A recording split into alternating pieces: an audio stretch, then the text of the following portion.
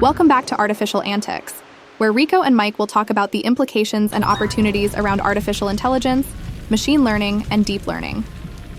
In this episode, Changing the Game in Sales with AI, the impact of AI on sales strategies and customer engagement, the guys talk with Tim Cakir.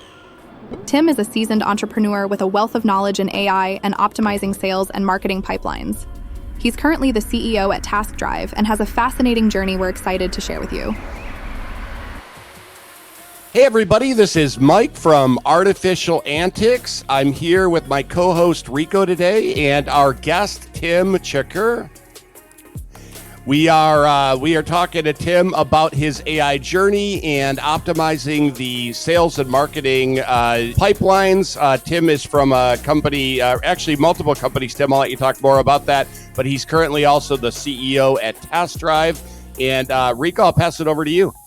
Good morning, everybody. How's everybody doing this morning? I'm really happy to have another international guest. It seems like that's kind of the direction of the show, and we love having him on. So without further ado, I'm going to hand it over to Tim and let him talk to you about his AI businesses. Hello, everybody. Thanks, Mike. Thanks, Rico.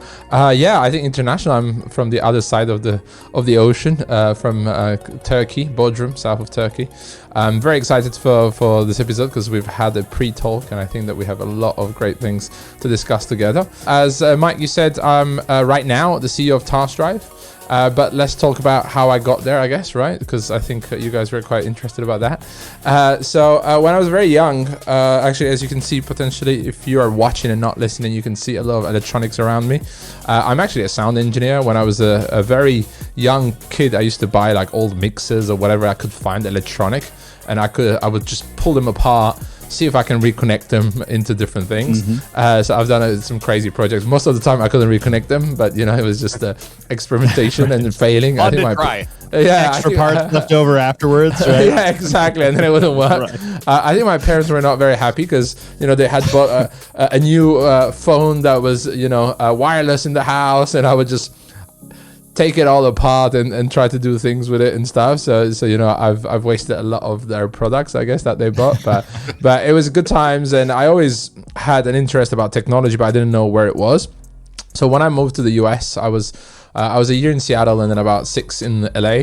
And in Los Angeles, I started selling carpets. I also understood that, I had to earn some money and not just tinker around with electronics. So I started selling carpets door to door. I did the US tour a couple of times with a truck. It was really fun. And as you guys remember, of course, before or the early internet, and door to door sales and stuff. So that was, yeah. So that was really good times. And what I figured back then was that I was selling things to people that didn't actually need it, right? But I needed the money, so I was kind of forcing them into this amazing flying carpet, right? It wasn't flying, but I just throw it around and be like, look, it's flying, right? And just convince them, make them laugh and sell them a carpet. So, I do remember, and I always tell the story because you can't do that today. But back then, I sold a $170 carpet for $11,000. So that was one of the best profit margins I've seen still. Yeah, it's crazy. And sadly, I'm going to accept it, but it was a lot of BS, right? You'd say, this color was made out of the blood of this animal, blah, blah, blah. Like you had so much, BS around how the carpets, the rugs were made and stuff like that, because it was coming from Turkey. It was a bit Oriental. It was, so there was the whole story, and I was a different personality and it was crazy stuff, But then I figured marketing. I was like, oh, okay. So there is, digital marketing had started. We had early days of Facebook and stuff like that. So when I discovered digital marketing, I really got into it because I was like, okay, I can find people across the globe that could want a product that I'm selling, and I don't just have to force sell it to them. I just have to show it to them. That really got me excited, and I got into marketing. Then I moved to London, UK, where I kind of mixed sound engineering, as I said, because I studied sound engineering.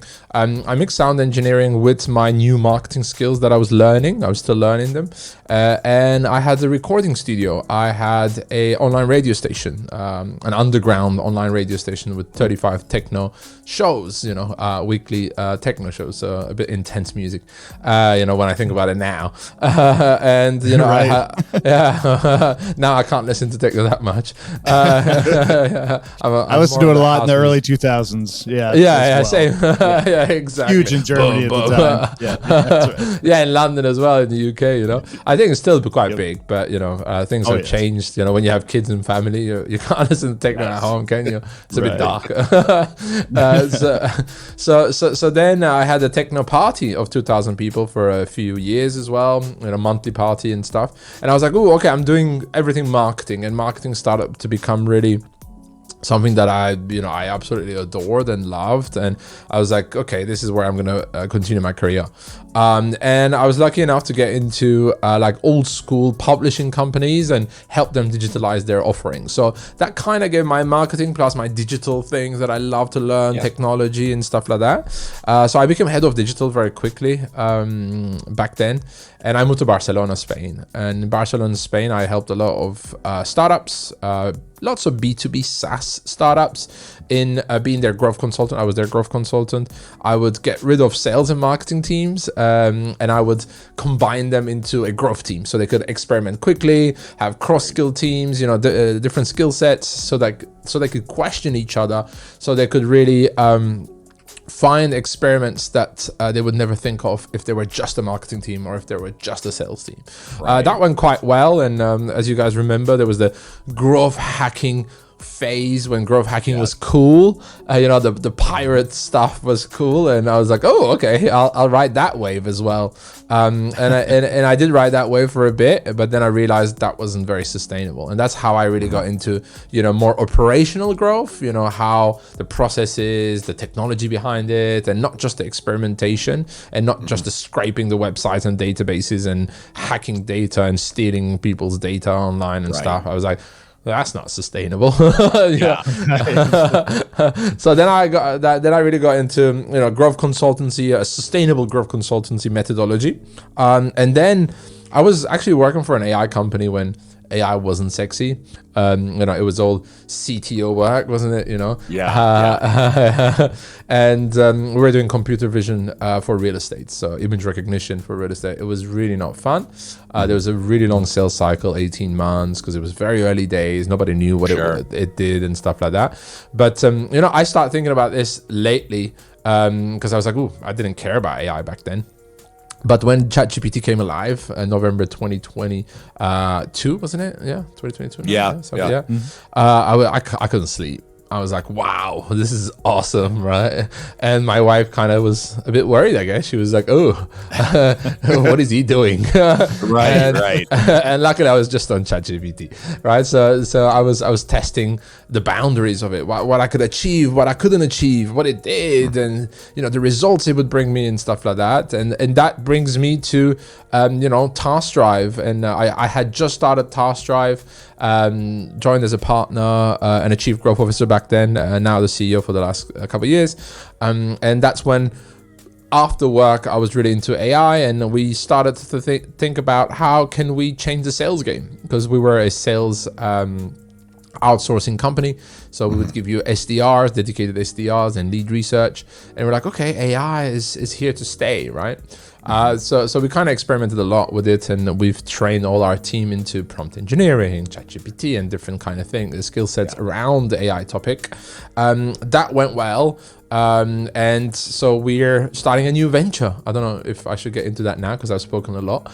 But now it's switching from TaskDrive to something completely much more AI native, or AI first, as I would call it.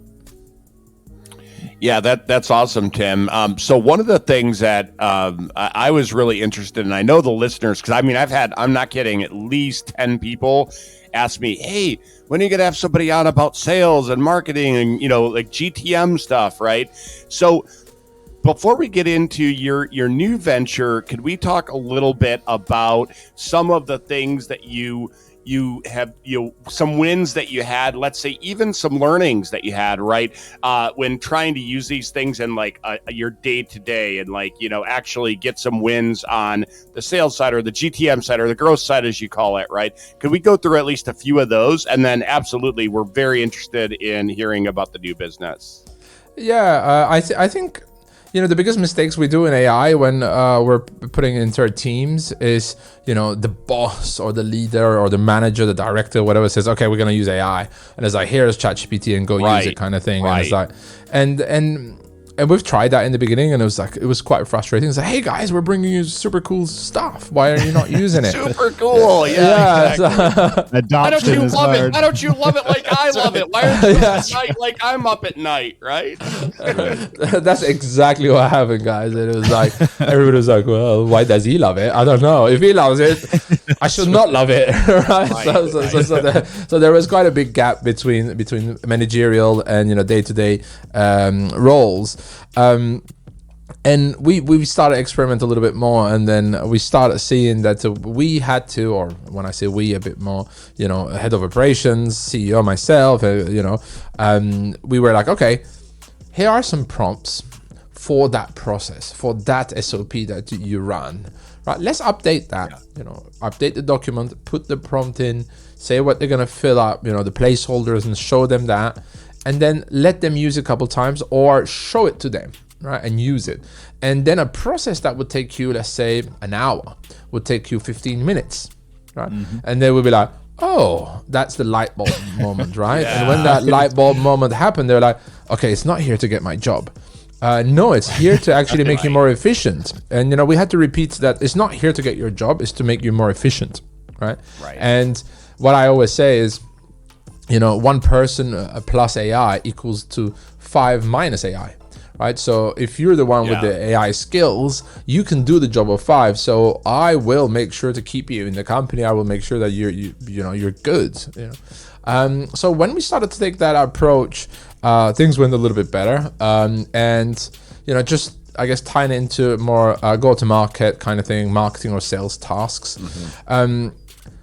When we did lead research, and I'm sure a lot of people that are listening still do lead research, and it takes you hours. It could take you a couple of hours, 3 hours a day in the morning. You're like, all right, I'm going to do my lead research because I want to know the 20 people or the 30 people I'm going to target today, right? And you really want to find the good accounts. You want to do a bit of ABS, or account-based selling, and stuff like that.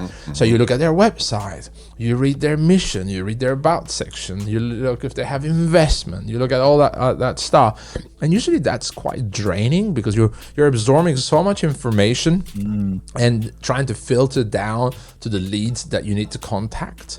And then you suddenly have to act as almost this bipolar person, because you were very introverted doing data stuff, lead researching, and now you got to be an extrovert and talk to people and maybe create a little video to send it to them and stuff like that. So we were like, okay, that's definitely 2 different roles, which a bunch of company has done, right? So you could do lead research and then a bit of the SDR or the account executive role. But still a lot of account executive, especially good ones, they'll do their own lead research because they want to make sure the quality of the lead is what they need. Right. When you plug in a bit of AI into lead research, today you have tools like Clay that has Clayagent. I don't know if you guys know, but if not, check it out, everybody. Haven't heard it.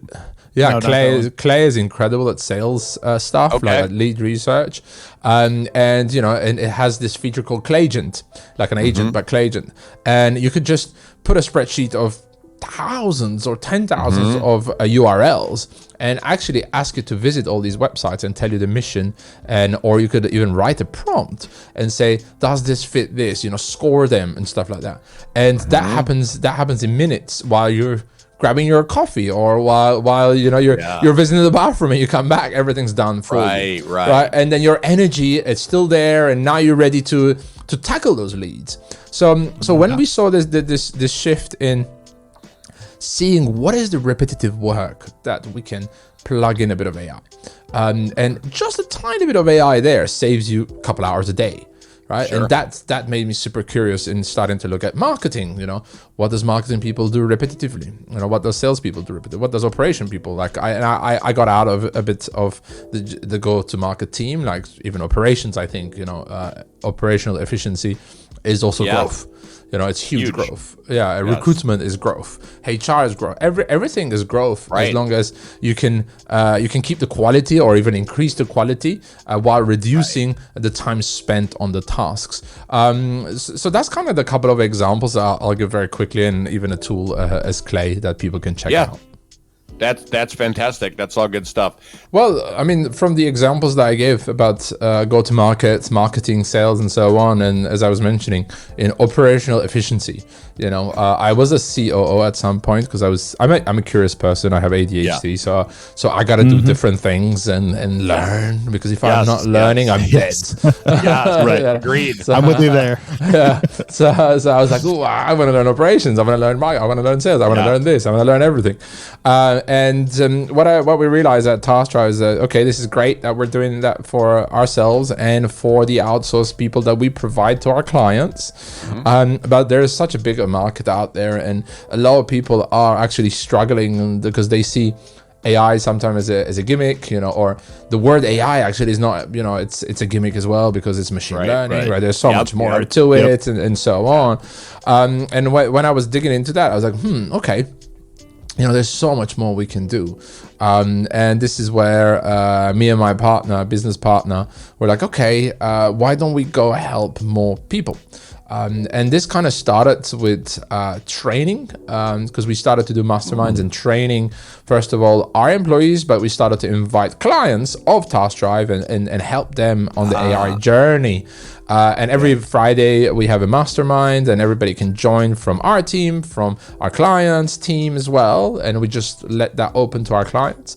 And then everybody that would see the benefit of it would be quite excited about it. And then I've tested just to see product market fit on my side, on my own time, a 12-week AI first mindset training program. So that's the name, 12-week AI first mindset training program. Nice. It's basically, I have a post-it here that I'm going to show. I don't know, the people that are not watching might not see it, but it's AI ? It's a post-it I just grabbed. It's under my screen. It's like the biggest post-it, or the most central post-it that I have. A little bit old school. But that makes me think of AI, right? When I'm doing something, I'm like, AI ? Oh, how can I do this with AI? So that's genius. That's really genius. I knew what you were, right when you held it up. It took me a second. I'm like, oh my gosh, can I do this with AI? It's like, is there an easier way? That's a great idea. I'm stealing that one, Tim. With our team's clarity. It's really smart. Yeah, well, please do steal it. It's not my idea. Actually, I stole it from someone as well. So that's fine. I do look up to someone in the AI world, Ali K. Miller, and I quite follow her. I'm a big fan of her. Yeah, she's awesome. And she kind of showed this AI posted at one of her Instagram videos or something. I was like, wow, that is genius. Really smart, and I put it on my screen, and my clients now, most of them have them in their office, or they'll have a bigger post-it or a poster even, or some post-it around, and it says AI ? And that gave me finally a mission in life. I always was confused about what am I doing. I was a professor at university for 3 years, on my free time again. And I love to help people. And I said, okay, how can I help people become an AI first mindset, like to adopt an AI first mindset, so they could remove the mundane, repetitive tasks out of their hands? Because, the days that you don't like work, most of the time is because you're doing that admin work, you're doing that repetitive work. You're like, oh my God, why am I using my brain for this stuff? Right. And I've asked that to myself many times, and I've quit jobs in the past because I was like, I don't want to keep doing that repetitive work. I like the creative part of it, but every creative part had a lot of the mundane work as well. So I've changed jobs a lot and see if I could find something that fits me. And then I watched, I think it was a Zoom webinar, and there was a study from Accenture. 62% of our daily work is repetitive, right? There's an average, of course, of every role and stuff like that. Sure. And I was like, wow, 62% of our day is repetitive admin type of work, mundane task, low cognitive work that doesn't make my brain fire up like crazy. So I was like, okay, well, I'll make myself that mission to help people remove or reduce that 62% of that work, and hashtag make work more fun. So when I gave that myself, which is, a few months ago, but now it's starting to be very official in my head, and I'm writing it down in places, and I just changed actually even my LinkedIn headline, and and I'm slowly really adopting that myself and as a mission. So my mission has been now to help everybody out there, personally and professionally. And I'm going to say personally as well, because I fixed my pool with AI. I can explain that in a bit if you want. Yeah. Sure. I can I love do the story. I can do anything with AI, right? So that's how AI Operator. AI Operator was a side project we were testing. So the website right now is a little bit the VA stuff that we tested and then we brought into TaskDrive, but we're going to update the website in the next couple of weeks. And AI Operator is going to be automation, consulting, and training. So on the automation is coming and helping you find those processes that are mundane, repetitive, help you automate those. Consulting, so that's if you're looking for a new tool, you're looking for something new, you have questions, you want somebody to come and sit on your leadership meeting and tell you what are the possibilities and what are not the possibilities yet, what's the privacy, the security and stuff like that. So that's really on the consulting side. And the training side, we do have product market fit, which is right now our 12-week AI first mindset training program. So that's what's coming next in my career. That's awesome. I just want to point out, one of the common themes I see in everyone that we talk to is that usually there's a person or a group of people who, come by AI, they start learning it, they start figuring it out, and they don't just harbor it. They always want to help somebody else. Yeah. Or, and I mean, we've discussed before, that's how Mike got me into it. He said, what are some things you don't like to do? You can go ahead and check this out, and I'll show you a couple things. And that's how I adopted it. We talked to Wendy from BDC Angels and the human side of AI. And the theme there, if you talk to any of those people who are business owners, CEOs, founders, it's the same thing. They had a concept or an idea. They found a way to use AI to make those tasks easier. And then their immediate next thought is, how can I bring this to other people to show them? How can I share? And, Share the love. And I mean, it goes for Tim Hayden. It goes for any of those people. They immediately think, of a problem they're solving for themselves. And, Jack McMahon, same thing. Right. Everybody's journey is slightly different, but one common theme I see following through, as well with you, Tim, is that how can I bring this to other people and make their lives easier, both personally and professionally? So I think that's a big takeaway here. I think that's kind of the key forward for adoption of AI, because we know, we keep talking about the newsletter that as far as transparency, some of the AI companies aren't doing so well, but from the user standpoint, a lot of folks are being very transparent with how they're using it and showing others. And I just think that's commendable. And I love seeing that theme kind of play out as we see AI move forward. So, well, I had a client that said, I love spending time with you because you've been down the rabbit holes, and I don't have to go down those rabbit holes. Thank you very much. Right. And I was like, oh, okay. So that's also beneficial for people, me actually going down every night down those rabbit holes and researching and testing things and stuff. And then I was like, okay, I can bring this to people. So that is a valuable content or knowledge and stuff. So I started to share it in that way. And, one of the other examples, I guess, is we're like, okay, we go to ChatGPT every day. We create new prompts, or we have a prompt library. Hopefully a lot of people don't have prompt libraries. So this is kind of like a warning: have a prompt library. At least good one. So I was using AI PRM. It's a Chrome extension where you can host your prompt library, and it sits on top of your ChatGPT. So you automatically all your prompts are available for you there. You just click a button and it injects it inside ChatGPT. And then I was like, okay, we started to build this prompt library for our team. I started to give away these prompts, my newsletter on LinkedIn and so on. And I was like, okay, it still takes time to find the right prompt, copy it, paste it, and then reiterate on the prompt and answer, do the chain of thought methodology with ChatGPT and stuff. And I was like, okay, what is out there that, can help with this? And I found Mind Studio.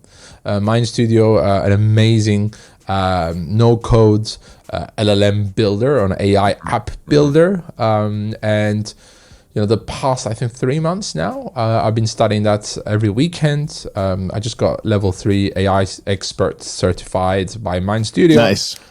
Just got my agency partnership badge and so on. Nice. And I went down that rabbit hole as well. Yeah. That was another one. That was like, oh, that took 3 months. Every weekend. My wife and kids are not as happy, but it's the right time, the right place to do it. Yeah. And now, I have this concept that I've built for a couple of people. We built it for ourselves, and people are quite interested in it. It's workstations. Workstations for a job description or a workstation for a team. So that instead of going to ChatGPT or anywhere like that, you go to your workstation designed for you, right? Custom designed, custom engineered for you. And then you have some options, weekly newsletter, you have email campaign, you have webinar brainstorming, you have all these little buttons, which are your processes that you do anyways, that you were doing your best with different prompts and putting them together and then answering and so on. So now we're able to take your processes, or hopefully they're not in your mind, but they're in a document. If they're in your mind, we put it in a document first. Right. I love process are in people's minds, as you guys know. And it's like, how do you do that? It's like, sorry. I was gonna say bad for the ADHD person, right? Like I'll remember that. Yeah, sure you will. You're right. Exactly. Right. Not when you want to. Exactly. And that's kind of, I was like, oh, who knows how to do this? It's like, just me. It's like, you feel important. That's awesome. But I was like, okay, can we put that in a document? Can we create a flow chart? And when we created those flow charts, we could see that we could actually build that into an application like Mind Studio. There's a bunch of other ones, but I chose that one. And then have different large language models as well in different steps, because, a GPT-4o is good at certain things, but is not as good at natural sounding content as Claude 3.5 Sonnet.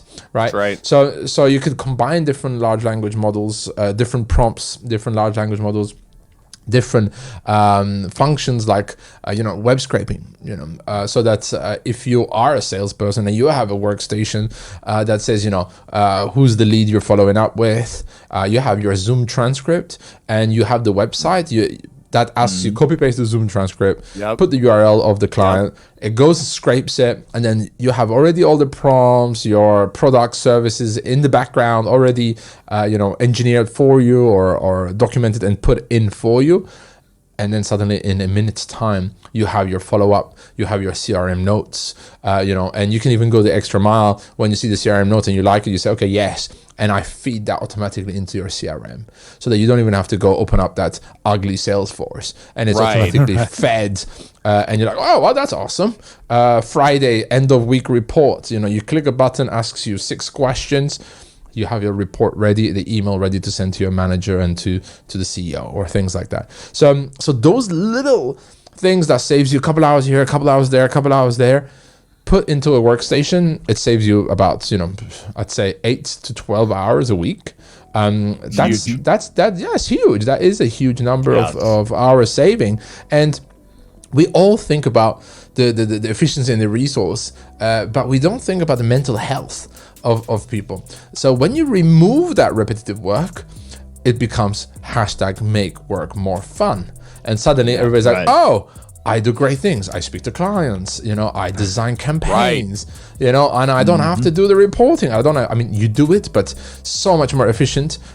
People are happier. And when people are happier, they can really start thinking about bigger things and solving bigger problems in the world. Hopefully, that's kind of also the goal, I think. I was going to say there's a what do they call it? I guess a statement here in the United States says "Happy cows make more milk." Right? It's a sign somebody put in my office down south, and it's so true. You know, like when you're into what you're doing, you get rid of those mundane things. People are just going to produce more, and they're also going to come up with more ideas on their own instead of being fed it or being told to do it like a task. So it's a great way to get to adoption. Yeah, there's a YouTuber out there. It's Nerdy Novelist, and so one of the things he writes, right, and he's one of the writers who is embracing AI. Now, that's not to say he's using it for every word. Like, he's not at all, right? But what he said is, this might not even save me any time. What it does save me a ton of is cognitive overhead and, things that I have to think about that I really shouldn't need to think about, right? To your point, Tim. So his mental, he's like before, I might not do something because I know the work involved in that thing. Now I'm much more apt to do that thing because I know that I have AI tooling to help me do that thing. So it might still take a bit. It's, with our newsletter, the podcast, it takes us quite a bit of time still, but it's a lot faster than if we were to have to do it ourselves. And it's a lot of fun, right? Like, we enjoy it. It's a lot of creative work and thinking and, the stuff that you actually want to do, to your point, the stuff that isn't the 62%. Yeah, and I think that, as you said, it's fun, right? Suddenly things are starting to become fun. And, there are no tasks almost, I think, now that I'm not like, oh, yeah, I don't want to do that. I'm like, oh, okay. Challenge accepted, Right. Yeah. I have lots of AI tools, challenge accepted. Let's see, even, one of the craziest things that, I don't do enough of, and I recommend everybody to do, is, go out for a walk. Put your AirPods on and open up ChatGPT voice and go for a walk and just chat to your assistant. Talk to it like an assistant, right? And say, hey, I want to do this, I want to do that.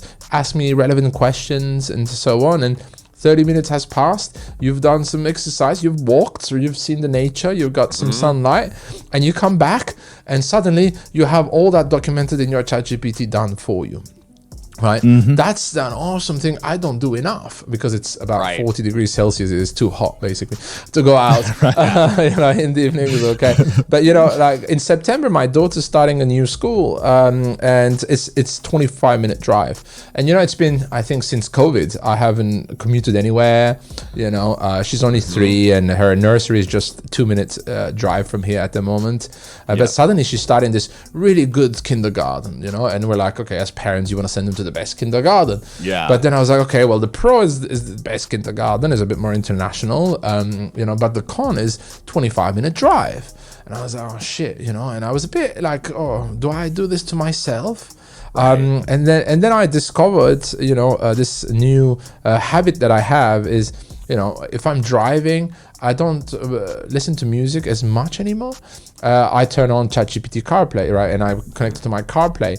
And again, I'm like, hey, let's brainstorm, let's do things together. So when I'm driving 25 minutes with my daughter to school, I'll be chatting to her, so that we have a good relationship. But when I'm coming back on my own, I have 25 minutes of productivity now, right? And that's twice a day, right? So suddenly I have 50 minutes of me and ChatGPT in voice mode. This is why I can't wait for the advanced new voice mode. It's coming very soon. I'm sure we're not going to be the alpha testers. So end of month, we're not going to be the alpha testers. At least me, hopefully. I'd love to. But so do we. By end of the year, hopefully we'll have it all. And that's going to be a whole, as ChatGPT would say, a game changer, right? It's going to be a huge game changer in our lives. Yeah, I can't wait to delve into it. Delve into it. I was just going to say, you kind of brought things back to the personal side of things, and I absolutely love the story about how your pool guy didn't show up for a bit, and how you used AI to kind of solve that problem. Do you want to run through that real quick, Tim? Yeah, absolutely. Yeah. So in south of Turkey, in Bodrum, this is like they call it the Riviera of the Middle East or this part of the world, and in the summer, in July, August, especially. June a bit, September a bit, but July, August, it gets so packed. and millions of people come here to their summer house and so on. I live here in the winter; it's beautiful. There's nobody, right? In the winter is amazing, but in the summer it's a nightmare. And this pool guy, you pay him all year long, and then the summer is coming. He gets too much work, and potentially other people are paying him more. Yeah. So he kind of says, "Oh, I'm coming Friday. I'm coming Friday." For 2 months, just before that big season, he was building pools for hotels, for new houses and stuff like that. He stopped coming, and my pool's starting to get, dirty-ish. I still clean it. I do things, but I'm not an expert. And I was like, "Oh, okay. Well, you don't have to be an expert. That's almost anything anymore. You have to be a generalist, and you need to know which tools to use, right? And you have to be curious." So I went down in the pool room. There's a lot of valves, and there's a lot of machines and stuff like that, because it's also a salt pool that creates chlorine naturally or whatever, things like that, which is awesome for my kids. Yeah. And I took pictures of everything. And first of all, I took a picture of that, and I asked ChatGPT. I said, "What is this?" It would tell me what it is. Then I would take another picture. I took a picture of the whole system.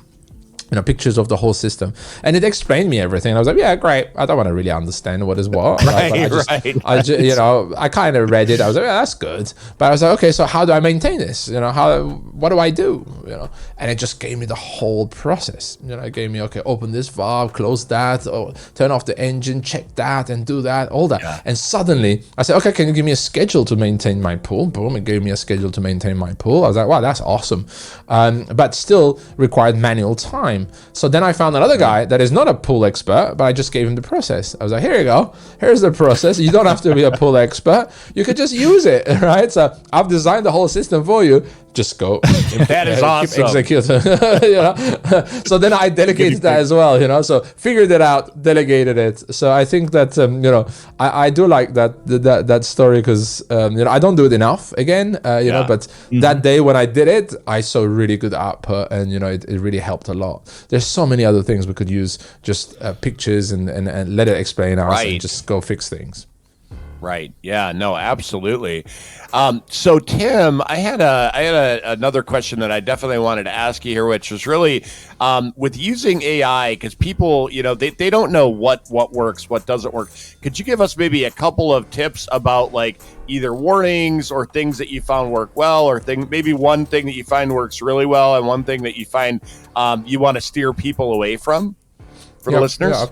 Yeah, absolutely. I think what works really well is not to use it as the AI that should do the job for you, right? And a lot of people are like, "Go write a LinkedIn post," and they're like, "The LinkedIn post is crap," or they're like, "Hey, write a process about this," and the process is crap.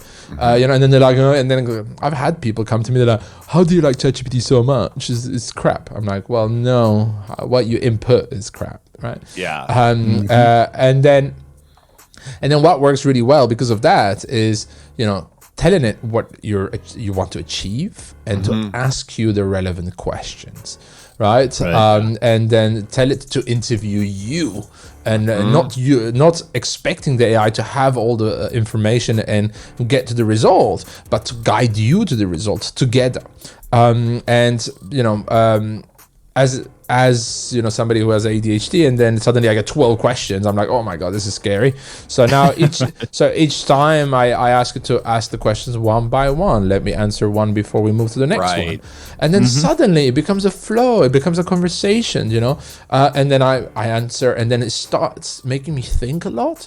And we are the smart ones. AI is not the smart one. AI has data, has knowledge of the web and all the data that it was trained on, but it doesn't have our logic yet, or our creativity of thinking outside the box, because at the end it's a box, right? So when we use our outside of the box thinking, and we use the box for what it's good at directing us in the right direction, asking us the good questions, noting them down, and then documenting it in a nice, neat format, you save a lot of time, but two, there are no tasks then that that is boring, right? Because it's just a bunch of questions. You answer your questions, and you're gonna get there. So I think this is the best way to use AI today in your jobs, in any job, is to say, hey, ask me this is what I want to do. This is what you're good at. Ask me the questions, and it asks you really good questions that sometimes you're like, wow, I didn't even think about this right? At all, right? Yeah, exactly. Exactly. I think that's really what I would suggest for everybody to do today. It's just, you're doing a project, you're doing a task, go tell ChatGPT or similar tools and ask it to ask you the questions. And you'll be like, okay, because the result is going to be what's coming from you and not what's coming from the AI suddenly. So the result is going to be good, hopefully, right? If you answer good questions in a good way, you're going to really get there. And I think the couple of things not to do, I guess I kind of said it, is, don't tell it to do something for you without your information and the context. In some minor tasks, yes, if your prompt is good, that's fine. But most of the time you want to take the interview me approach. Let's do it together, let's brainstorm together approach. I think that works really well. And I think the other thing to not do at the moment is to output something and not really double check it, triple check it, and go through the whole thing. We've seen it in books now, even we've seen it in publishings. Is that here's your revised text, and then there's a revised text. I know. And people are doing that all the time now. You see blogs, here's a revised text and stuff like that. So let's adopt AI and make sure that it's a habit, but also the habit is that we are the ones who actually takes the output and puts it somewhere or does something with it. So it's still our final responsibility to check that, and if you got to change something, go and change it, but always check. Let's not take humans are lazy, and it's good to be lazy, because when we're lazy we find new things and we innovate and better processes and stuff. But let's not be lazy on being the quality control. I think that's kind of what I would recommend. Yeah, those are both great. Rico, I have maybe one or two more questions, but before I go, do you have anything for Tim that you wanted to ask him specifically? No, I just wanted to, so on your lazy thing. So I used to have an algebra teacher used to say, I'm lazy / efficient. And if there's anything that kind of drives the point home, especially with ADHD and having a short attention span, is you're always looking for a faster way to do something, a more efficient way to do something. So I love how you've taken something that a lot of people would view as like a disability, and you're using the superpower side of it. And it's that rapid processing of information and ways to keep your attention, because I think with technology, algorithms, social media, TikTok, all of that stuff nowadays, people are having a lot shorter time attention span. I think we're shorter than a goldfish at this point. I think we're somewhere like 7 seconds, and goldfish are like 9 seconds. So I absolutely just love everything you're doing with AI, especially in your personal life as well. And I just look forward to hearing more from you in the future for sure. I mean, this is great stuff. Thanks, Rico. I think it's still early days. I think we're gonna, for sure. As we said, the advanced voice mode or the vision mode that we're gonna have on the desktop app. That's going to be incredible. The vision mode that we're going to have on the desktop, and just watches what we're doing and is like, oh, hey, be careful, you've done something there. It's like, what?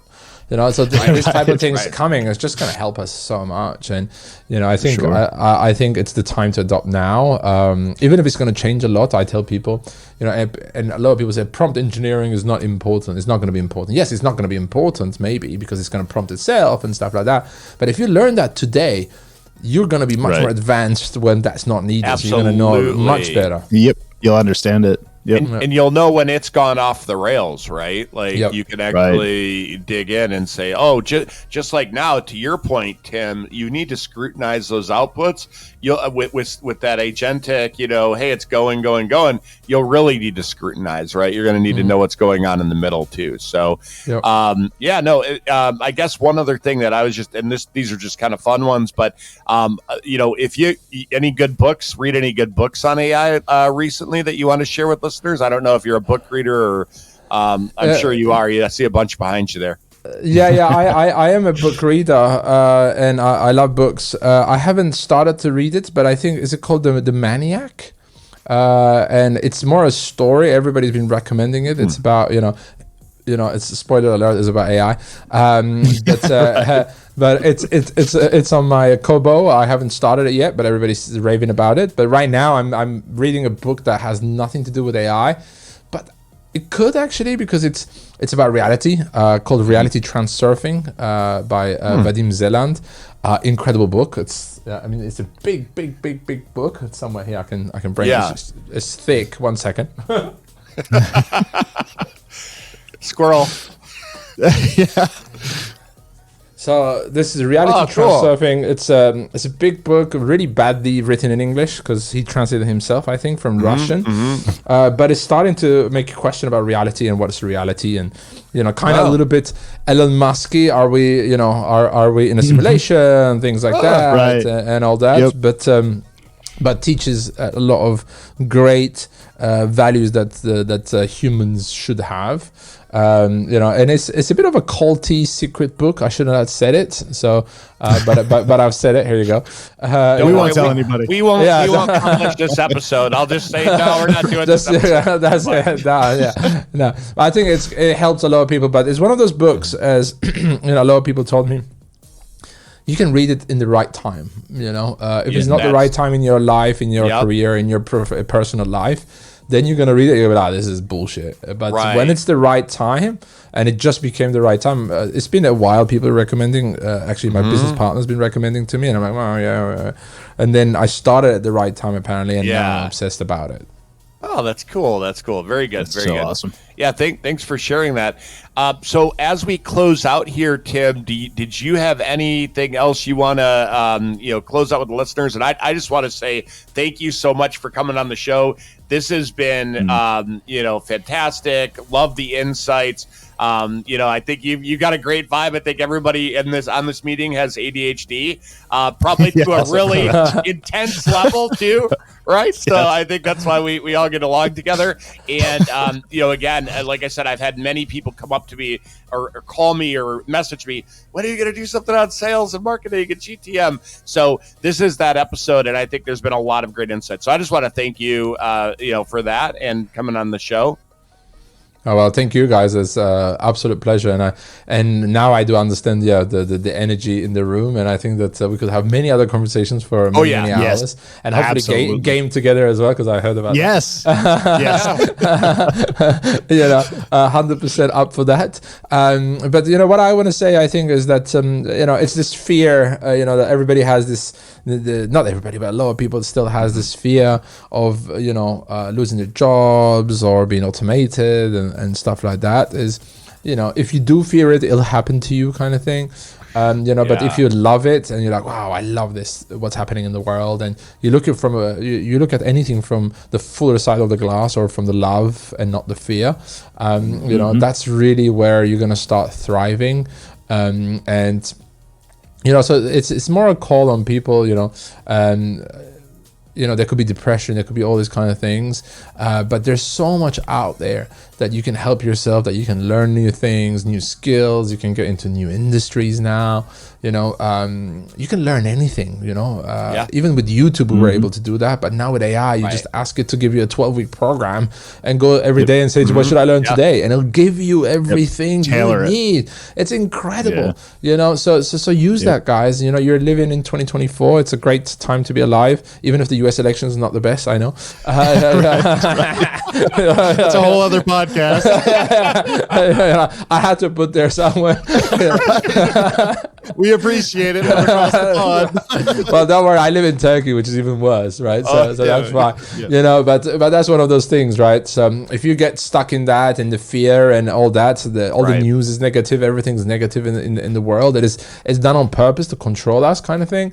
But if you look at it from a love, self-growth, and family and friends, and and thriving in your own bubble, helping your own bubble, your first circle, if we can do that, we're gonna have a great time. So this is a bit my recommendation for everybody.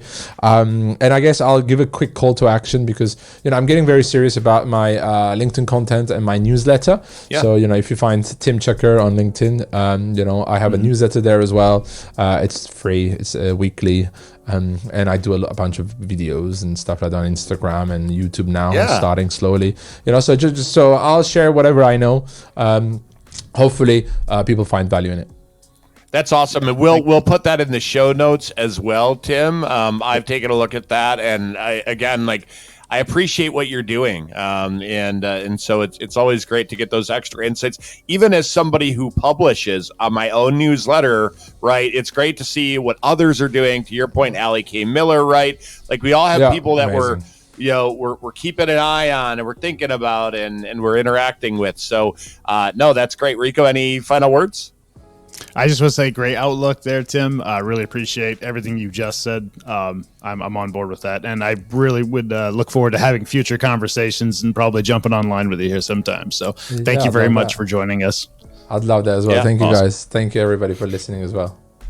Absolutely. Thanks, all right. Tim. Thanks everybody. And we'll see you back in the lab very soon, folks. See ya. Bye, everyone.